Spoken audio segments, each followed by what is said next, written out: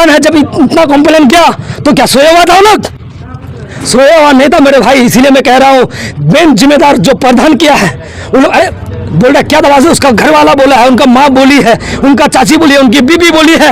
मेरे भाई एक आदमी को गोली मारा पैर में, उसका पैर काट लिया गया है, अभी है वहाँ बाहर में। एक लड़की को गोली मार दी, आप बोल रहे क्या सबूत है आपके पास, क्या सबूत है? उनको बोले कि उनका प्रूफ नहीं। एक लड़की को गोली लगी है, रीढ़ का हड्डी में जाके गोली अटकी है, लड़की सीरियस हाल में है मेरे भाई। कब क्या हो जाए, लेकिन दुआ कीजिए मेरे ग्वालपोर के लोगों, दुआ कीजिए कि वो लड़की बच जाए मेरे भाई, बच जाए। और एक तो मर गए, हम लोग बचा नहीं पाए। अभी वो लड़की जो है जिसको भी गोली लगा है तो वो अभी कहाँ पर है?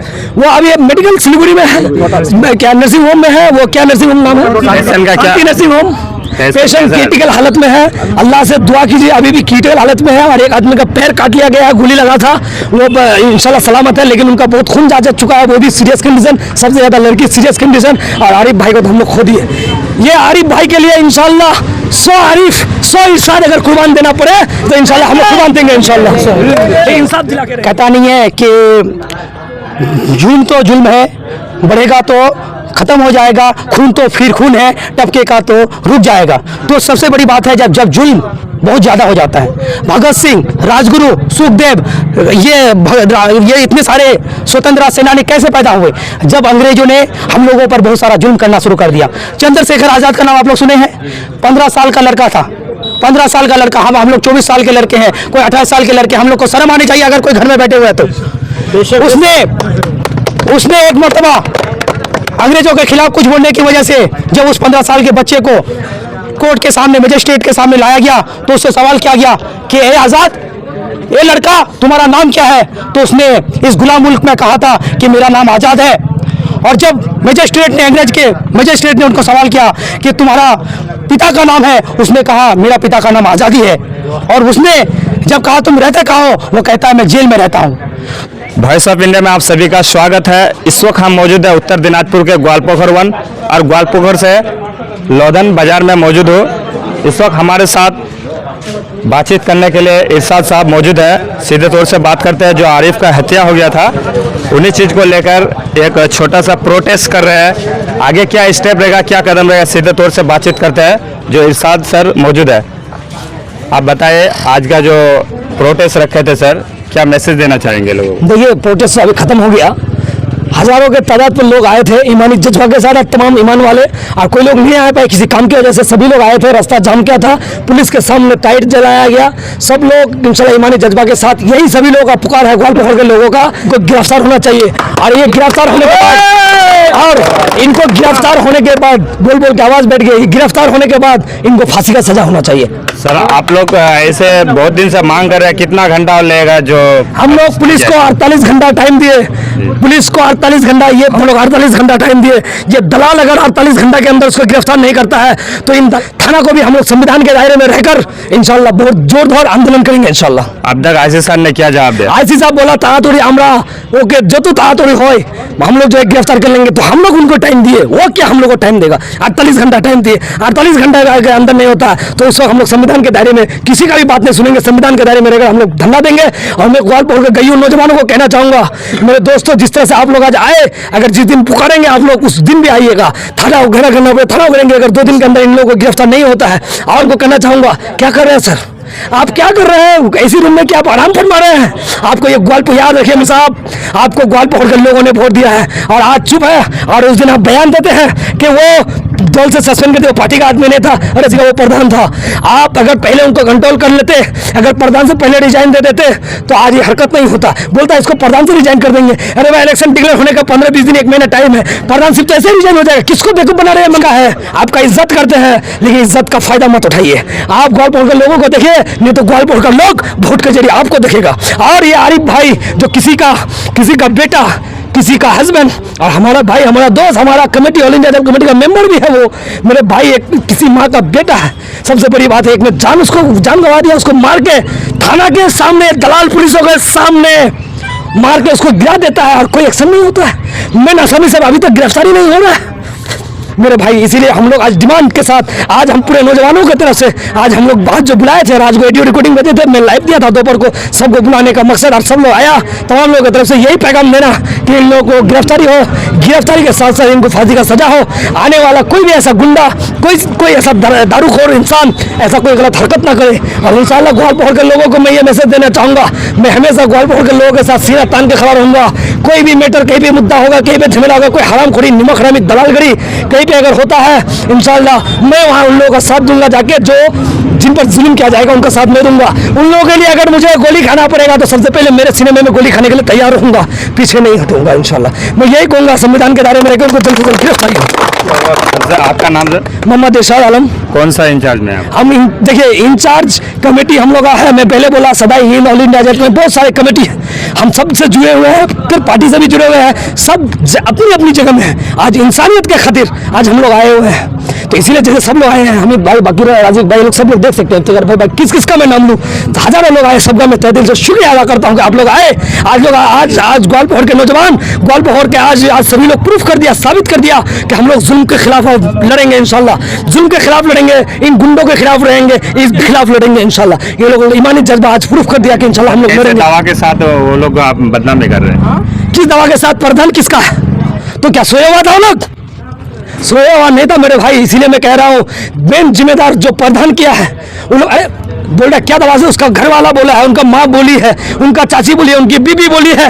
मेरे भाई एक आदमी को गोली मारा पैर में, उसका पैर काट लिया गया है, अभी है वहाँ बाहर में। एक लड़की को गोली मार दी, आप बोल रहे क्या सबूत है? को जो भी आवाज उठाता है कि आपके पास क्या सबूत है, उनको बोले कि उनका प्रूफ नहीं। एक लड़की को गोली लगी है, रीढ़ का हड्डी में जाके गोली अटकी है, लड़की सीरियस हाल में है मेरे भाई, कब क्या हो जाए, लेकिन दुआ कीजिए मेरे ग्वालपोखर के लोगों, दुआ कीजिए कि वो लड़की बच जाए मेरे भाई, बच जाए। और एक तो मर गए, हम लोग बचा नहीं पाए। अभी वो लड़की जो है जिसको भी गोली लगा है, तो वो अभी कहाँ पर है? वो अभी मेडिकल सिलीगुड़ी में है, क्या नर्सिंग होम में है, वो क्या नर्सिंग होम नाम है? Nursing home. पेशेंट क्रिटिकल हालत में है, अल्लाह से दुआ कीजिए, अभी भी क्रिटिकल हालत में है। और एक आदमी का पैर काट लिया गया है, गोली लगा था, वो इंशाल्लाह सलामत है, लेकिन उनका बहुत खून जा चुका है, वो भी सीरियस कंडीशन, सबसे ज्यादा लड़की सीरियस कंडीशन। और आरिफ भाई को तो हम लोग खो दिए। ये आरिफ भाई के लिए इंशाल्लाह 100 आरिफ 100 इरशाद अगर कुर्बान देना पड़े तो इंशाल्लाह हम लोग कुर्बान देंगे, इंशाल्लाह इंसाफ दिला के रहेंगे। बहुत बहुत शुक्रिया आपसे बातचीत करने के लिए। ये थे इरशाद जो हर मैटर के साथ जो खड़े होते हैं, आवाज़ उठाते हैं। ये है लोधन से इरशाद साहब, बहुत बहुत शुक्रिया। कुछ बातचीत करते हैं इस आरिफ का मैटर को लेकर, क्या कहेंगे सर लोगों को? मैं ये कहना चाहूँगा सबसे पहले कि यहाँ पर जो है प्रशासन और कानूनी कार्रवाई जो है बहुत ही ढीला है, इसलिए कि आम पब्लिक के ऊपर जो है अत्याचार हो रहा है। इसके लिए जो है कड़ी से कड़ी और सख्त से सख्त जो है कानून की कार्रवाई होना चाहिए। तो यही मेरी गुजारिश है कि यहाँ के प्रशासन रहते हुए भी फिर भी जो है यहाँ पर दिन दहाड़े और रात में जो है एक आदमियों को जो है हत्या हो जाता है, तो इस पर जो है कड़ी से कड़ी कार्रवाई होना चाहिए।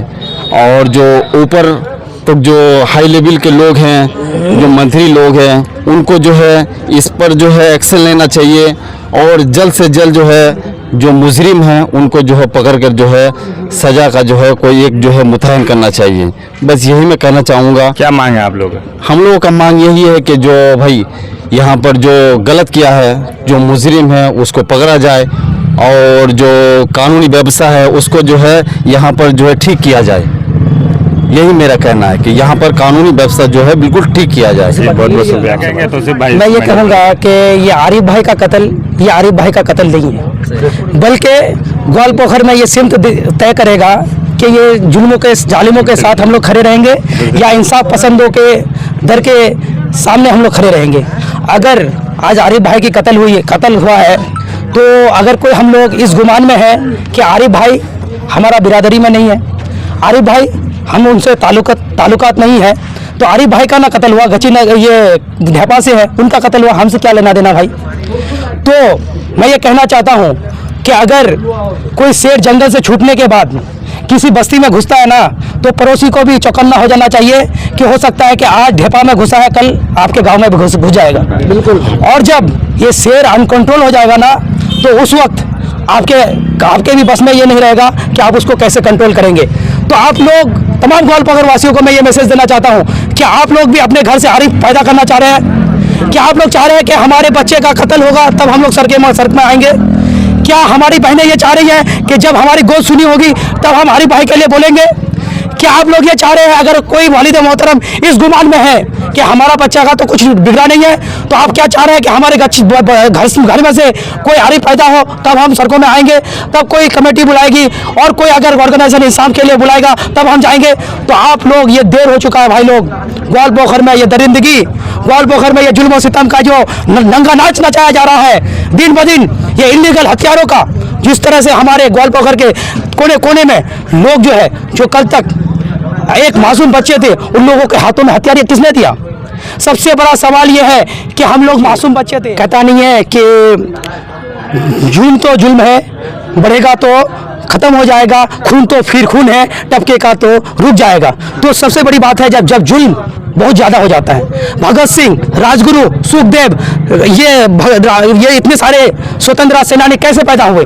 जब अंग्रेजों ने हम लोगों पर बहुत सारा जुल्म करना शुरू कर दिया। चंद्रशेखर आजाद का नाम आप लोग सुने हैं? 15 साल का लड़का था, 15 साल का लड़का। हम लोग 24 साल के लड़के हैं, कोई 18 साल के लड़के। हम लोग को शर्म आनी चाहिए अगर कोई घर में बैठे हुए हैं तो। उसने एक मरतबा अंग्रेजों के खिलाफ कुछ बोलने की वजह से जब उस 15 साल के बच्चे को कोर्ट के सामने, मजिस्ट्रेट के सामने लाया गया तो उससे सवाल किया गया कि ए आजाद, ए लड़का, तुम्हारा नाम क्या है? तो उसने इस गुलाम मुल्क में कहा था कि मेरा नाम आजाद है। और जब अंग्रेज के मजिस्ट्रेट ने उनको सवाल किया कि तुम्हारा पिता का नाम है, उसने कहा मेरा पिता का नाम आजादी है। और उसने जब कहा तुम रहते कहाँ हो, वो कहता है मैं जेल में रहता हूँ। तो इस तरह के जो जज्बे अगर 15 साल के बच्चे में, चंद्रशेखर आजाद के जो उसको जज्बे में आ सकता है, तो हम लोग उन्हीं के तो सपूत हैं। हम लोग भगत सिंह, राम प्रसाद बिस्मिल और अशफाकुल्लाह खां के सपूत हैं। तो आज भी अगर जुल्म हद से बढ़ेगा तो जुल्म को रोकने के लिए कोई ना कोई मूसा बन के जरूर आएगा, और कोई ना कोई खुदीराम बोस, कोई ना कोई राम प्रसाद बिस्मिल, कोई ना कोई सुभाष चंद्र बोस बन के आएगा। आप लोग को सब भरोसा करना पड़ेगा। हमारे ग्वालपोखर के लोगों में वो अगर किसी तरह का अगर कोई एक्शन नहीं लेता है तो आगे देखा जाएगा, फिर आगे स्टेप लिया जाएगा। जब तक इंसाफ नहीं मिलेगी, इंसाफ के लिए लड़ते रहेंगे। जी बहुत बहुत शुक्रिया। चलिए बात कर रहे थे जो है आरिफ का मैटर को लेकर आप लोगों तक पहुंचा रहा हूँ वॉइस ऑफ इंडिया डब्ल्यू के साथ। इस वीडियो को ज़्यादा से ज़्यादा शेयर करने की कोशिश करें, लाइक करना ना भूलें। कोई अगर अपना राय देना चाहते हैं तो कमेंट सेक्शन में जरूर अपना राय लिखिए। बहुत बहुत शुक्रिया। महबूब के साथ कैमरा पर्सन देवजानी।